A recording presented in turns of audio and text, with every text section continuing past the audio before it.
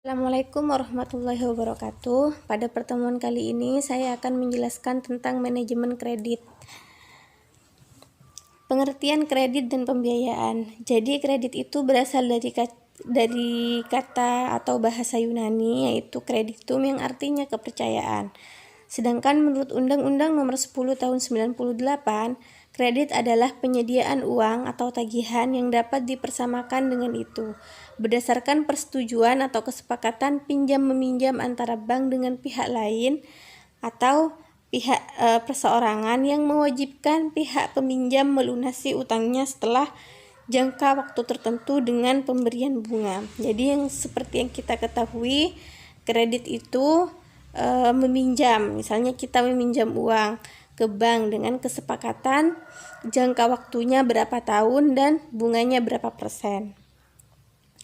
Sedangkan pembiayaan adalah penyediaan uang atau tagihan yang dapat dipersamakan dengan itu berdasarkan persetujuan atau kesepakatan antara bank dengan pihak lain yang mewajibkan pihak yang dibiayai untuk mengembalikan uang atau tagihan tersebut setelah jangka waktu tertentu dengan imbalan bagi hasil.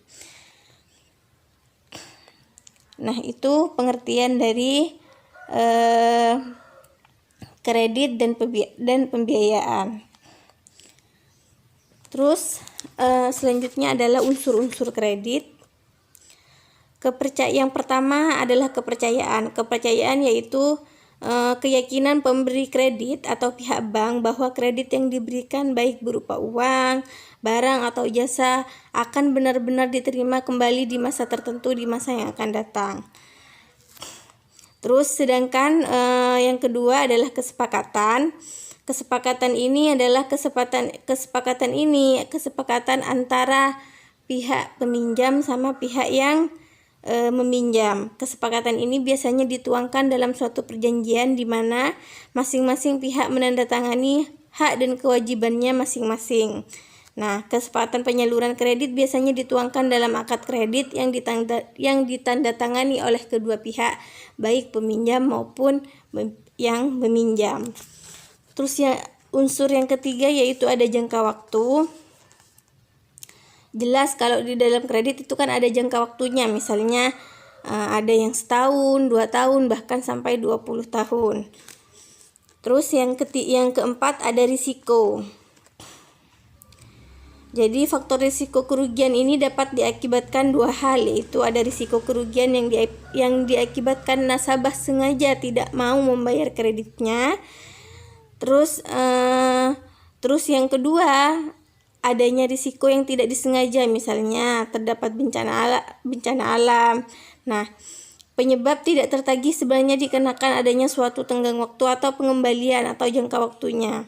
Jadi risikonya ini ada dua, ada risiko yang tidak disengaja, ada risiko yang disengaja.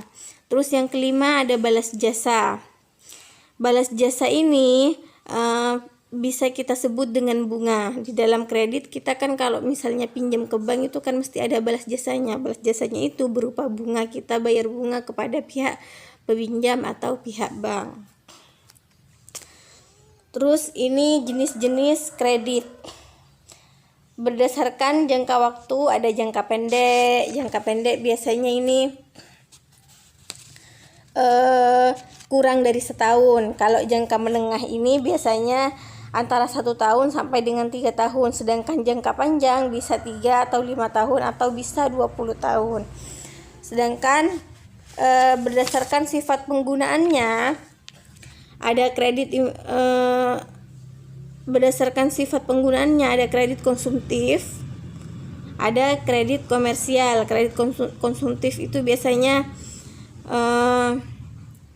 kredit yang digunakan sendiri atau bisa kita gunakan untuk kredit mobil, untuk buat kartu kredit, untuk menyicil rumah atau KPR, itu kredit konsumtif. Sedangkan kredit komersial untuk kita dagang, misalnya kredit untuk kita mendirikan usaha, UKM, mikro dan lain sebagainya.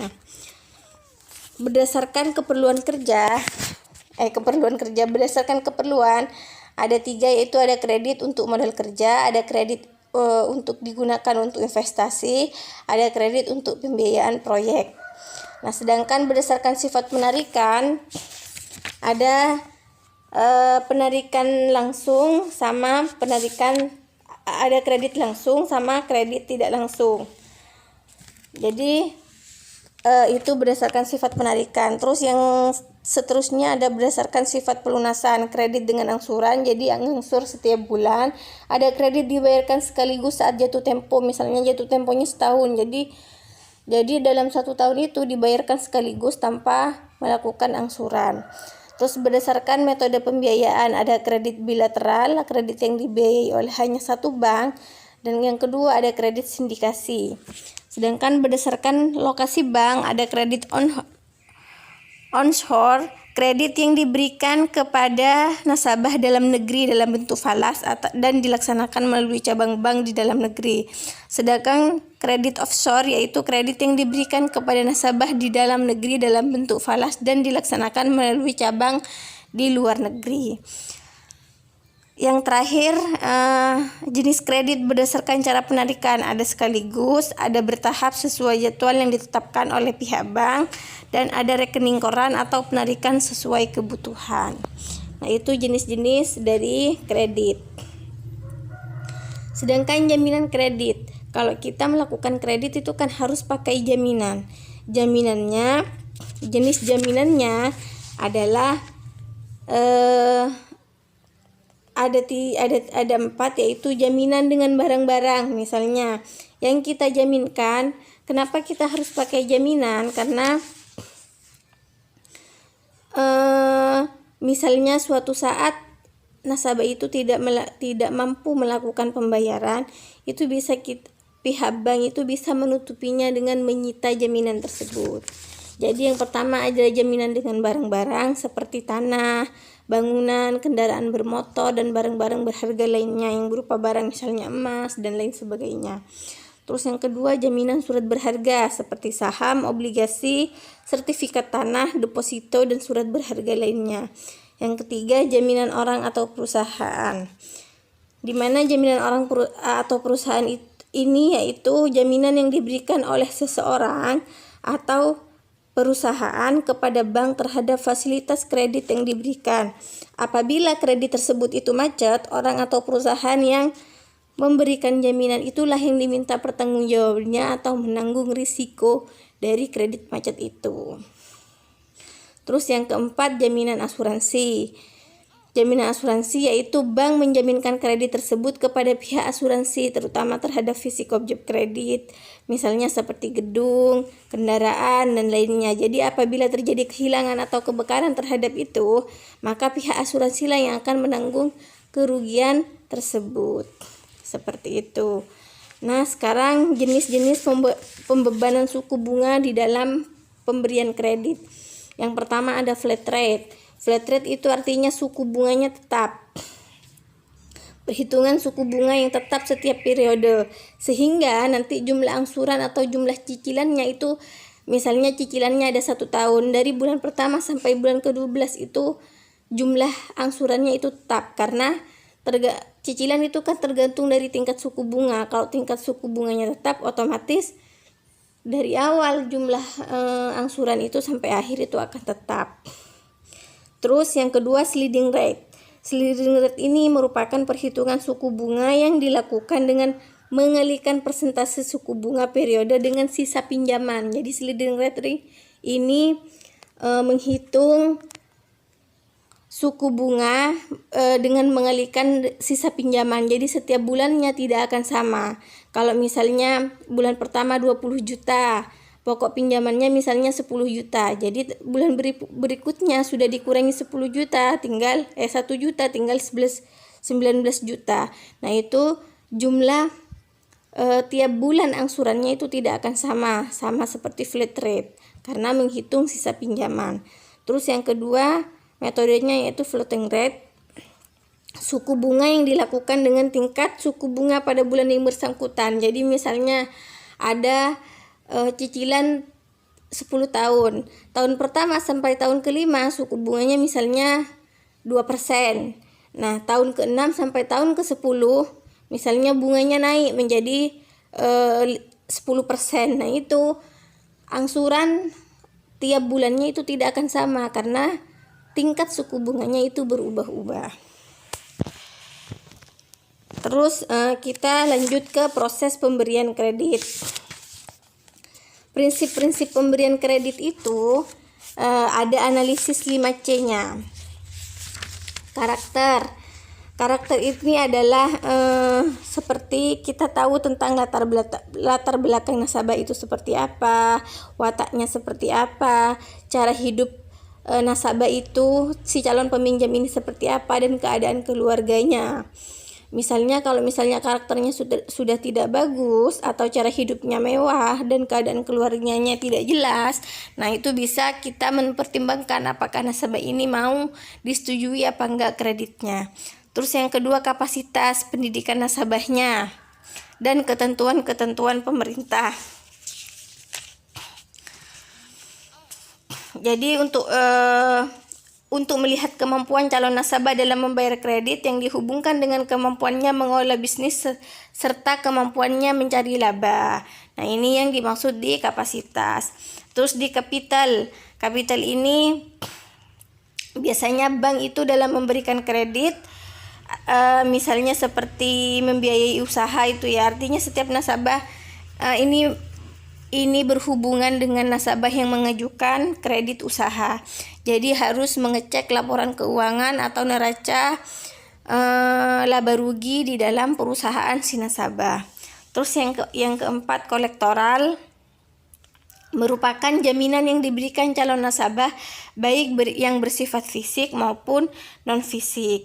Jadi harus diteliti keabsahannya sehingga jika terjadi suatu masalah, jaminan yang dititipkan kepada pihak bank akan dapat dipergunakan secepat mungkin untuk melindungi bank dari risiko kerugian. Misalnya kalau terjadi kredit macet. Terus yang kelima, condition. Condition ini adalah kondisi ekonomi dan politik di masa yang akan datang. Jadi bank harus menilai kredit. Dalam menilai kredit juga hendaknya dinilai kondisi ekonomi sekarang dan untuk masa yang akan datang sesuai sektor masing-masing. Nah, jadi bank tidak akan mengalami kerugian. Jadi kalau misalnya ada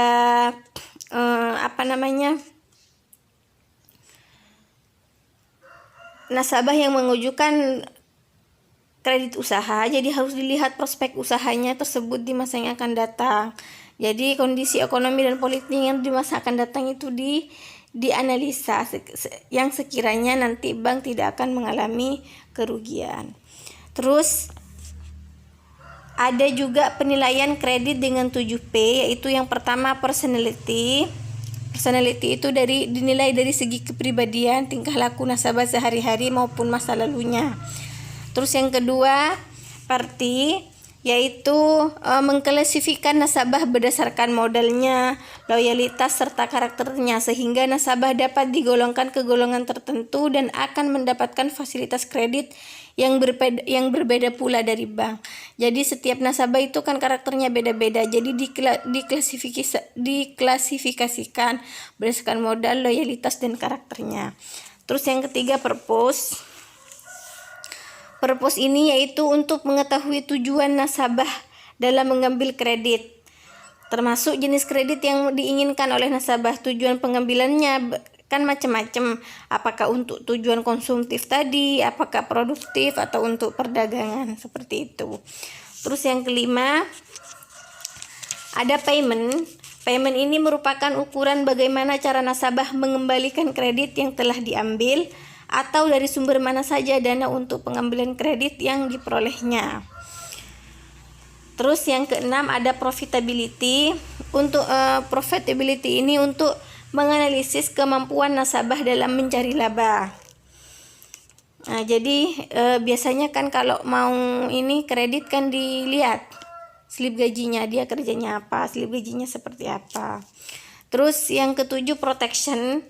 Tujuannya di sini bagaimana menjaga kredit yang dikucurkan oleh bank tetapi melalui suatu perlindungan.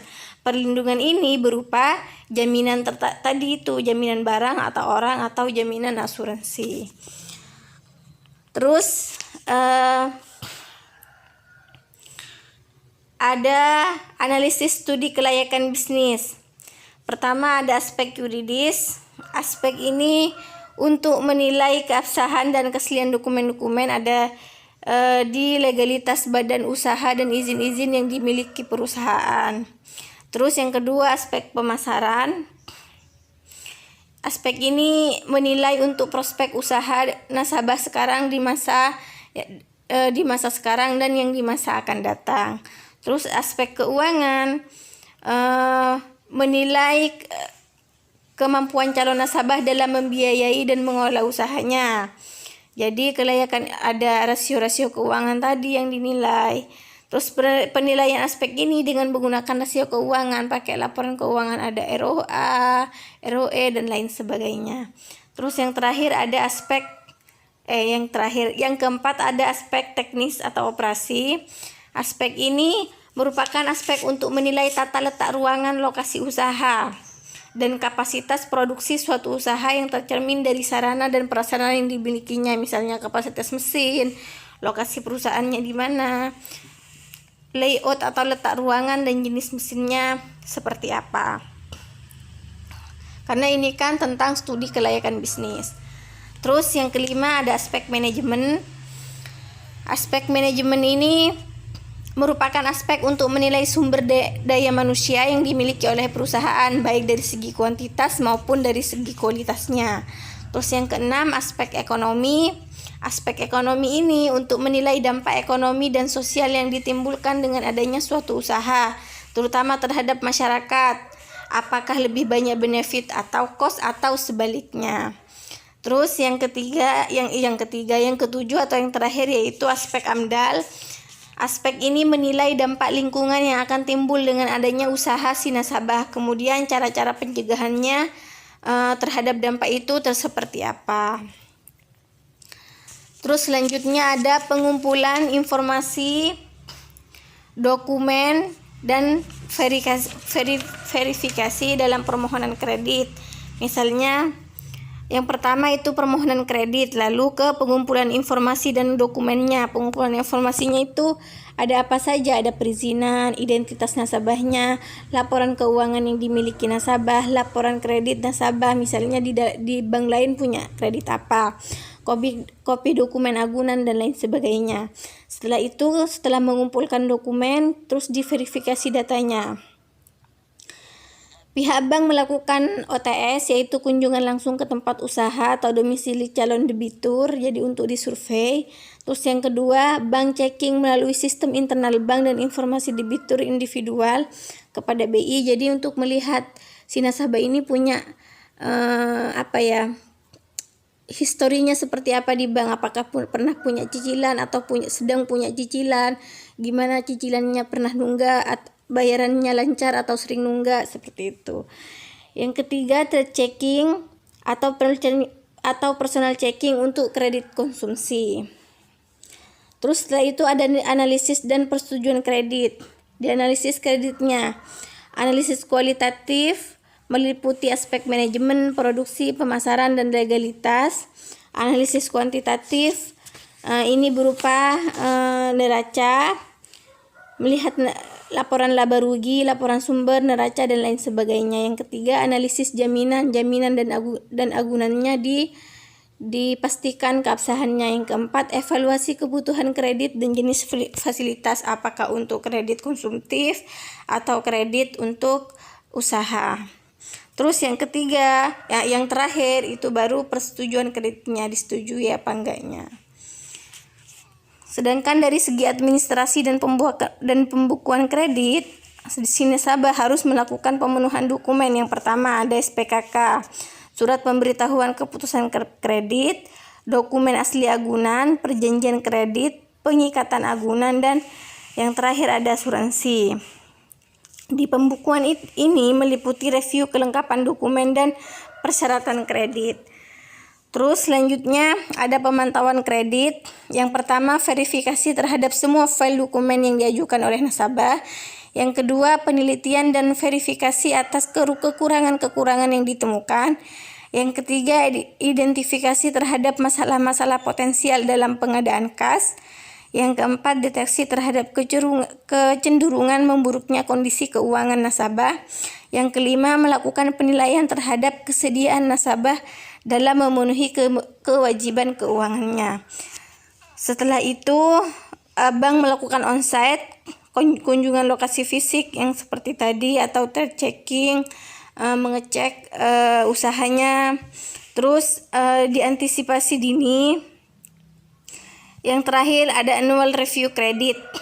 Jadi review terhadap kredit yang dilaksanakan setiap tahun sebelum jatuh tempo kredit. Nah, ini apa namanya?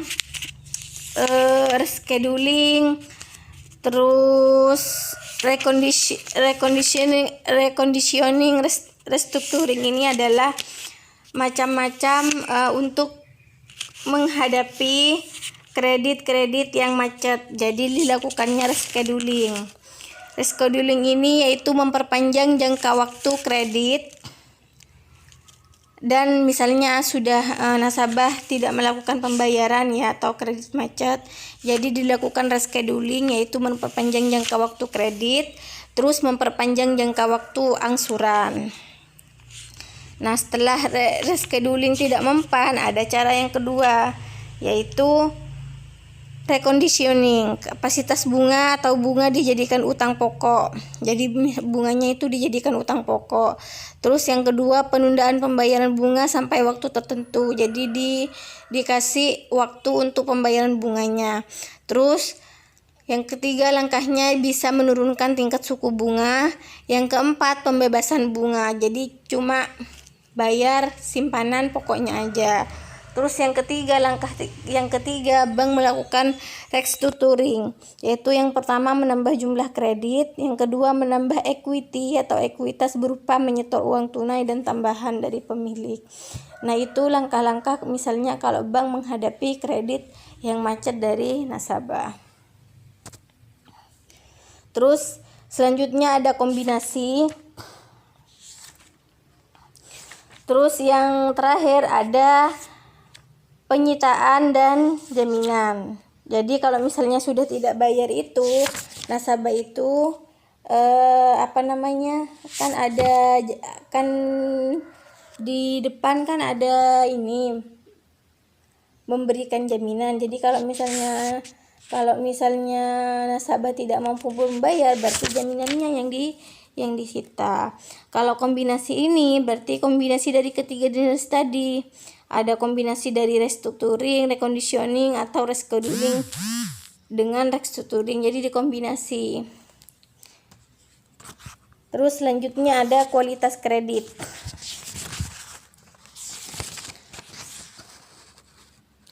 Kualitas kredit ada dilihat dari tingkat perolehan labanya. Alat ukurnya yaitu pakai analisis ROA, ROE, rasionya ROA, ROE, terus timing of return atau waktu perolehan labanya, dan prospek ke depan. Yang kedua, untuk menilai kualitas kreditnya yaitu dinilai tingkat risikonya. Alat ukur risiko biasanya pakai alat ukur risiko lingkungan, manajemen penyerahan, dan keuangan. Nah, ini pertimbangan dalam kredit.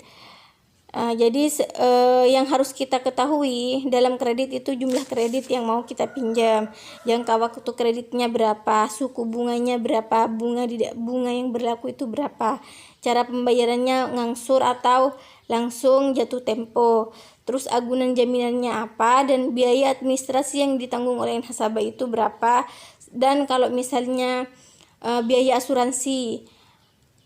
Kadang ada kredit itu yang dijamin asuransinya, yang dimasukkan oleh asuransi. Jadi kalau misalnya di belakang ada kerugian, itu asuransi yang menanggung. Jadi itu penjelasan tentang teori. Kita akan lanjut ke penjelasan tentang contoh soal dari hitung-hitungan tingkat suku bunga dalam pemberian kredit. Jadi sekarang kita ke contoh kasus. Saya bacakan soalnya. PT Marindo memperoleh fasilitas kredit dari BRI senilai 18 juta. Berarti ini jumlah pinjamannya ya 18 juta. Jangka waktu kredit adalah 1 tahun atau kalau dijadikan bulan yaitu 12 bulan. Bunga kredit dikenakan sebesar 14% per tahun. Di samping itu, PT Marindo juga dikenakan biaya administrasi sebesar 360.000 dan biaya provisi dan komisi adalah 1%. Nah, pertanyaannya sekarang yang pertama dulu, berapa jumlah angsuran per bulan yang akan dibayar oleh PT Marindo jika BRI menggunakan metode flat rate? Jadi rumusnya yaitu pokok pinjaman sama dengan jumlah pinjaman dibagi jumlah angsuran. Nah, kita masukkan tadi kan PT Marindo memperoleh pinjaman dari BRI senilai 18 juta. Berarti masukkan jumlah pinjamannya 18 juta. Terus dibagi jumlah angsurannya. Jumlah angsurannya tadi 1 tahun atau kita jadikan bulan yaitu 12 bulan dibagi 12 bulan. Nah, 18 juta dibagi 12 yaitu sama dengan 1.500.000. Nah, jadi ini adalah nilai dari pokok pinjamannya. Setelah kita mencari pokok pinjaman, kita cari suku bunganya. Cara mencari suku bunga, rumusnya adalah persen dikali pinjaman dibagi tahunnya. Tadi kita baca lagi soalnya. Bunga kredit jika dikenakan sebesar 14%. Jadi suku bunganya persennya yaitu sama dengan 14 ya. 14% dikali pinjamannya. Pinjamannya senilai 18 juta. Dikali 18 juta. Tahunnya karena lamanya pinjaman yaitu 12 bulan. 14% dikali 18 juta dibagi 12 ketemu sama dengan 210.000. Nah, kalau sudah ketemu pokok pinjaman suku bunganya, berarti untuk mengetahui berapa angsuran tiap bulannya tinggal ditambahkan 1.500 ditambah 210. Nah, 1.500 ditambah 210 yaitu sama dengan 1.710.000. Nah, ini merupakan jumlah angsuran per bulan. Jumlah angsuran per bulan. Jumlah angsuran per bulannya yaitu 1.710 diperoleh dari pokok pinjaman dan jumlah suku bunga. Jadi untuk mencari jumlah angsuran yaitu yang harus diketahui dulu yaitu pokok pinjaman, suku bunga, lalu ditambahkan yaitu jumlah angsuran per bulannya. Oke. Selanjutnya kita menghitung jumlah angsuran menggunakan metode sliding rate. Bedanya kalau flat rate itu jumlah angsurannya akan tetap sama dari bulan pertama sampai bulan terakhir. Sedangkan kalau sliding rate ini tidak akan sama karena kita menghitungnya dengan sisa pinjaman. Jadi bulan pertama, bulan kedua, bulan ketiga sampai bulan ke-12 tidak akan pernah sama. Karena sisa pinjamannya kan otomatis berubah-ubah.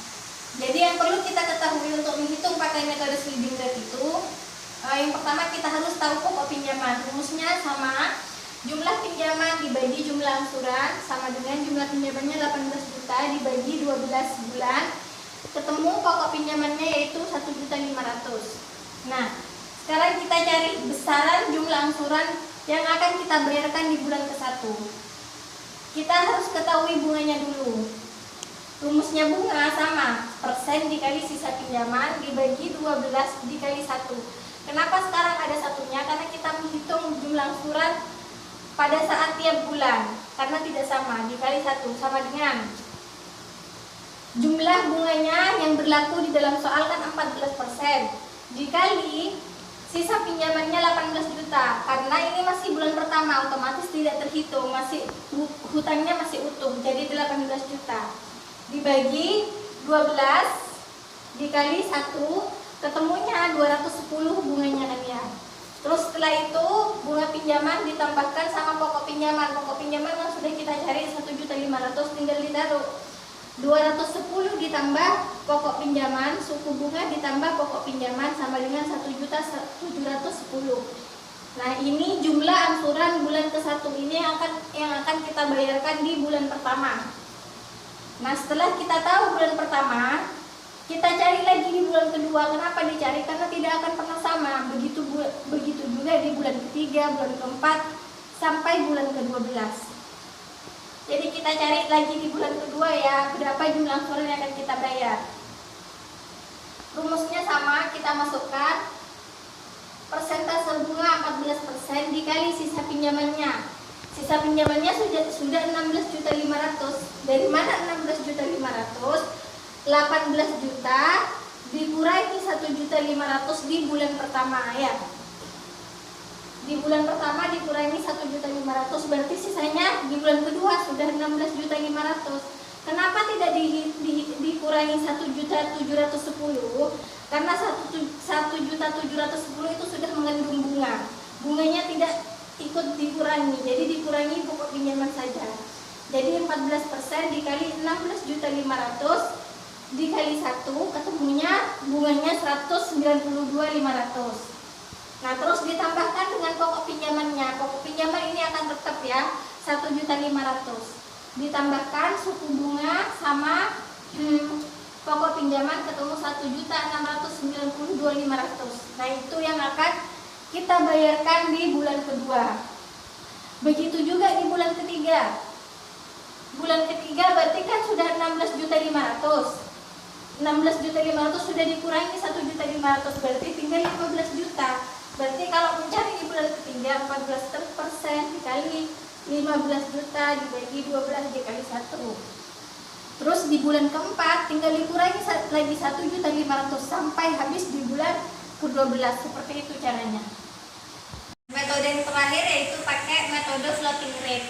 Floating rate ini kebalikannya dari flat rate. Kalau flat rate itu kan tingkat suku bunganya tetap dari bulan pertama sampai bulan terakhir. Kalau floating rate ini berubah-ubah. Misalnya di dalam soal bulan ke-1 sampai ke-4 tingkat suku bunga 14%. Bulan 5 sampai ke-8 itu adalah 16%. Jadi cara kita menghitungnya, yang pertama tetap menentukan pokok pinjamannya. Pokok pinjamannya yang tadi itu 1.500.000. Terus kita cari bulan ke-1 sampai bulan ke-4. Cuma karena ini terbatas ya, ini harus dihitung satu-satu. Misalnya bulan ke-1 sekalipun nilainya sama harus dihitung satu-satu. Bulan ke-1, bulan kedua, bulan ke-4. Jadi karena ini terbatas, jadi saya gabung aja 1 sampai 4. Jadi kalau misalkan kalian menghitung itu harus 1 per bulan, karena ini di rumusnya dikalikan 1, bukan dikalikan 4. Jadi harus dihitung satu-satu sekalipun tingkat suku bunganya sama.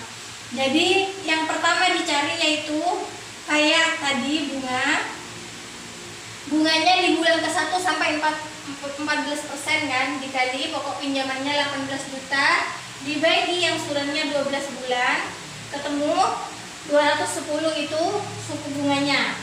Terus ditambahkan sama pokok pinjamannya 1.500.000 sama dengan 1.710.000. Ini adalah jumlah angsuran bulan pertama sampai bulan keempat karena bunganya 14% sama. Sekali lagi kalau kalian menghitung jangan dijadikan bulan ke-1 sampai ke-4. Jadi satu-satu bulan ke-1, bulan kedua, bulan ketiga, dan bulan keempat sekalipun jumlah angsurannya sama dan tingkat suku bunganya sama. Terus kita lanjut ke bunga angsuran bulan ke-5 sampai bulan ke-8. Tingkat suku bunganya naik menjadi 16%. Tinggal kita masukkan ke rumus. Persen kali sisa pinjaman dibagi 12 dikali 1. Suku bunganya 16% dikali pokok pinjamannya 18 juta dibagi 12 dikali 1 ketemu 240.000. Terus ditambahkan pokok pinjamannya sebesar 1.500.000 ketemu 1.740.000. Jadi jumlah angsurannya di bulan ke-5 sampai bulan ke-8 yaitu besarannya 1.740.000. Naik karena tingkat suku bunganya naik. Kalau tingkat suku bunganya turun, dia akan turun. Jadi jumlah besaran angsuran pada metode floating rate ini tergantung pada besaran suku bunganya.